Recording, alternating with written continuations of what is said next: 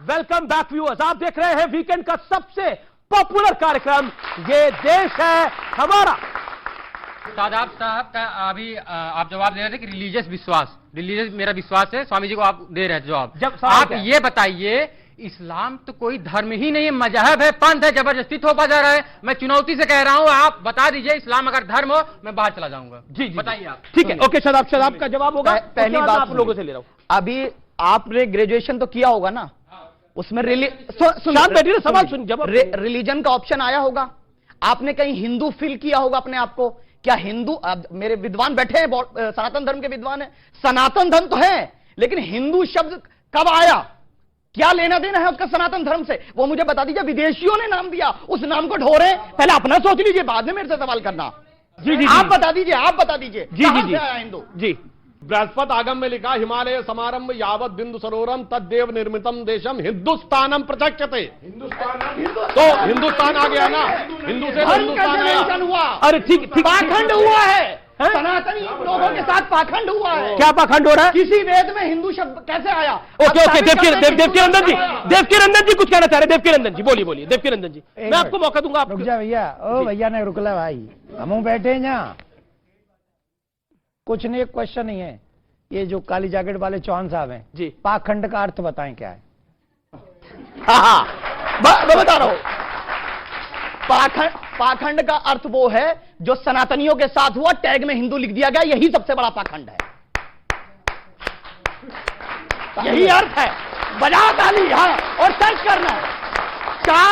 चार वेद है, चारों का सम्मान है, साबित कर दे कहीं मेंशन्ड हो हिंदू। बताइए देवकीनंदन जी, बताइए, हिंदू बताइए ना। मुझे एक बात बताइए, अमीश जी, आप हमको पागल समझ रहे हैं? ये पाखंड बोलेंगे, पाखंड का पा नहीं पता है इनको, और ये हम सबको पाखंडी बोल के निकल गए, और आप हमसे क्वेश्चन नहीं ले रहे, इनसे पूछ नहीं रहे पाखंड क्या है। सबसे पहले तो ये होना चाहिए, जो आप टीवी चैनल पे बोल रहे हैं ना, ये सिर्फ यहां ताली 4 लोग नहीं बजा रहे हैं, पूरी दुनिया आपको नेशनल लेवल पे देख रही है। आपको एक एक शब्द सोच समझ के बोलना चाहिए, और किसी की इंसल्ट करने के लिए मत बैठो, किसी के धर्म का अपमान करने के लिए मत बैठो।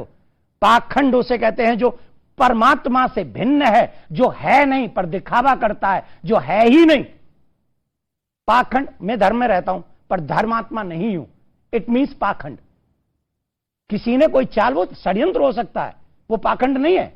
तो पहले एक शब्द जब आप बोल रहे हैं तो समझे। और यहां सनातन है, सनातन में कभी किसी का बुरा नहीं लिखा है। चौहान साहब, आपके पूर्वजों ने भगवान श्री कृष्ण की पूजा की है। अगर आपको पाखंड है, पाखंड का अर्थ समझना, तो ये समझिए कि औरंगजेब ने मेरे ठाकुर को मस्जिद की सीढ़ियों के नीचे गाड़ दिया। आपको उसका विरोध करना चाहिए कि उस दुष्ट ने हमारे साथ अन्याय किया। आप उसके, सुनिए एक सेकंड, आप उनके साथ उनकी बात में बात मिला देते, इसका नाम पाखंड है। इसे पाखंड औरंगजेब को रहमतुल्लाह बोलते हैं, औरंगजेब को रहमतुल्लाह बोलते हैं आप। जी, सवाल, बड़े सारे सवाल है। चौहान साहब ने बिना सोचे समझे बोला कि हम जय श्री राम गुस्से से बोलते हैं। अगर गुस्से से बोल रहे होते ना, बैठे नहीं होते यहाँ पे। यही तो सच्चाई है। अरे भाई, हमारे सनातन में पता है, मारिए, हमारे पता है, मानना तो बहुत बड़ी बात, चींटी सामने आती है ना, तो चींटी को देख के रास्ता काट देते हैं। हिंदू सनातन धर्म में आपको पता भी है। वो कह रहे कि जय श्री राम क्या बात करे, बहुत बड़ी बात बोली, हिंदू आप बैठे नहीं होते।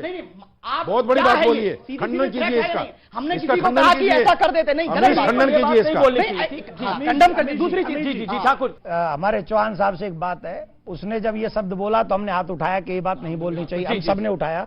इसका मतलब है हम लोग इसके पक्षधर नहीं है। पर चौहान साहब उसका बात का लाइन ठीक था, पहली लाइन गलत नहीं, उसने एक बात बोली, वो गलत लगी हमको, हमने हाथ उठा दिया कि ठीक नहीं है। पर हमारे भी दर्द को समझो, जामा मस्जिद की चेकिंग करवा दो प्लीज, क्योंकि आज भी वहां से प्लीज। अरे हाँ बोलो, अब सुनिए, हाँ बोलिए।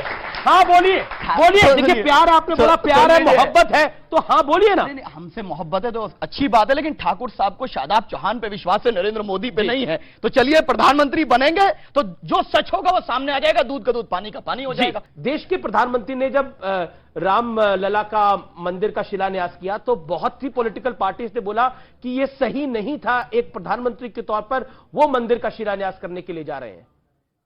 देखिए, मैं थोड़ा सा बात पर कहना चाहता हूं कि भारत में लगभग 98% जो मुस्लिम हैं वो जी। कन्वर्टेड हैं। इसमें तो ये तो सबको पता है, ये कोई नई खबर नहीं है। पत्रकारिता में पढ़ाया जाता है कि समाचार उसे कहते हैं जिसे लोग पहले से न जानते हों। तो ये कोई समाचार नहीं है, ये तो तथ्य है और इस बात पर किसी को आपत्ति भी नहीं है। लेकिन मैं ये कहना चाहता हूं कि धर्म बहुत पवित्र शब्द है और धार्मिक होना बहुत अच्छी बात है। कोई धार्मिक व्यक्ति कभी नफरत की बात, झगड़े की बात कर ही नहीं सकता। जो सच्चा धार्मिक होगा वो हमेशा भाईचारे की और मेल मिलाप की बात करेगा। बिल्कुल आपने कुछ सही लोग जो राजनीति के लिए धर्म का प्रयोग करते हैं उसमें विवाद पैदा होता है, वहीं से झगड़े पैदा एक होते दिल हैं। की गहराइयों से मेरा सवाल है आपसे, और एक ये नहीं सर, सुधांशु जी, दिल की गहराइयों से मेरा सवाल है, ये स्वामी प्रसाद मौर्य को किस कैटेगरी में डालते हैं जो रामचरितमानस को लेकर इतनी अनर्गल बातें करते हैं? और दिक्कत तब होती है जब आपके नेता उनको प्रमोशन भी दे देते हैं। नहीं अमित जी, आप गलत प्रश्न पूछ रहे रामचरितमानस, हैं। मैंने जब ये विवाद चला था तब भी कहा था, रामचरितमानस एक महाकाव्य है। पूरे भारत के विश्वविद्यालयों में साहित्य की श्रेणी में पढ़ाया जाता है, साहित्य सब्जेक्ट में पढ़ाया जाता है, कहीं धर्म ग्रंथ में नहीं पढ़ाया जाता। नंबर एक बात। दूसरे, रामचरितमानस लिखी गई है रामायण को आधार बना के। रामायण में भी वही 7 कांड हैं, बाल कांड है, अयोध्या कांड है, अरण्य कांड है, किष्किंधा कांड है, सुंदर कांड है, युद्ध कांड है और उत्तरकांड है। और यही सारे रामचरितमानस में है। जू के तू कहानी भी जू की तो रखी है, लेकिन उन्होंने, तुलसीदास जी ने कुछ अपने शब्द ऐसे प्रयोग कर दिए हैं और कुछ घटनाओं को चेंज कर दिया है। हाँ, वो स्वामी प्रसाद तो मौर्य हम को समझ आ गई, अभी तक किसी को समझ नहीं आई थी। सुधांशु जी गवाही देते हैं, 70 के दशक में जो दिल्ली प्रेस है, सरता मुक्ता मैगजीन निकालते थे, पूरी सीरीज चलाते थे तुलसीदास के ऊपर कि हिंदू समाज के पथभ्रष्टक तुलसीदास लिखते थे। और तुलसीदास ने क्या क्या गलत लिखा है। अब इन्होंने एक बात कही गंभीर, हाँ 70 के दशक में लिखा जाता था, और ये क्यों लिखा जाता था मैं बताता हूं। आप सबसे कहता हूं जाके आज देखिए, आज तो पुरानी आर्काइव्स खुल गई हैं, जाके चेक करिएगा। एक टर्म है आइडियोलॉजिकल सबवर्जन। ये बाकायदा कम्युनिस्ट पार्टी का एजेंडा था केजीबी का, और इसका रेफरेंस है कि Mitrokhin's archive KGB and the world part 2। और सुनिएगा, एक पत्रकार था जो केजीबी का जासूस था, उसका नाम है यूरी बैचमेनेव। मैं नाम के साथ बता रहा हूं, जाके चेक करिएगा। उसने कहा हमें एजेंडा दिया गया था कि पूरी भारतीय संस्कृति को नष्ट करना है, और उसने कहा 4 स्टेज का एजेंडा था। स्टेज ऑफ डिमोरलाइजेशन, जब हमें झूठी चीजें प्रसारित करके कहना है धर्म संस्कृति में सब कुछ गलत है, जब वो सक्सेसफुल हो जाएगी। नेक्स्ट स्टेज ऑफ डिस्टेबलाइजेशन, तब उस पर आंदोलन खड़े करने। फिर उसने कहा 3rd stage, stage of revolution, उनको हिंसक आंदोलन में कन्वर्ट करना है। फिर उसने कहा उसके बाद अपना राज्य स्थापित करना है, स्टेज ऑफ नॉर्मलाइजेशन। बिल्कुल सही इन्होंने कहा है। 60 और 70 के दशक में भारत के विरुद्ध षड्यंत्र था, और उसने यह भी कहा है कि हमने कैसे कैसे लोगों को हायर किया। उसने कहा हमारे कंट्रोल में कैबिनेट मिनिस्टर थे, हमारे कंट्रोल में पत्रकार थे, हमारे कंट्रोल में जुडिशरी थी। ये सारा का सारा लिखा है। इसीलिए मैं कहता हूं आज की पीढ़ी के सामने सारा डिटेल है, और मान्यवर अब जाके पढ़िए तो हकीकत समझ में आएगी। बिल्कुल सही बात कही गई है। ये सारी बातें भारत को कमजोर करने के लिए थी, इसलिए आप 60 साल पुरानी क्योंकि ये रामचरितमानस की बात हुई, ये रामचरितमानस की बात हुई। अब मैं कहता हूं रामचरितमानस के शब्दों, थोड़ी देर के लिए रामचरितमानस के शब्दों को छोड़िए, प्रभु श्री राम का चरित्र देखिए, जिसने शबरी के बेर खाए, वानरों की सेना बनाई, और एक ब्राह्मण, क्योंकि रावण एक ब्राह्मण था, एक ब्राह्मण का वध किया क्योंकि उसने स्त्री हरण किया था। तो राम तो चरित्रवान ही थे और मर्यादा पुरुषोत्तम ही थे। और जो लोग सवाल खड़ा करते हैं, जो लोग सवाल खड़ा करने का प्रयास करते हैं रामचरितमानस पर, वो भारत की आन बान शान पर सवाल खड़ा करते हैं। ये बात बिल्कुल स्पष्ट है।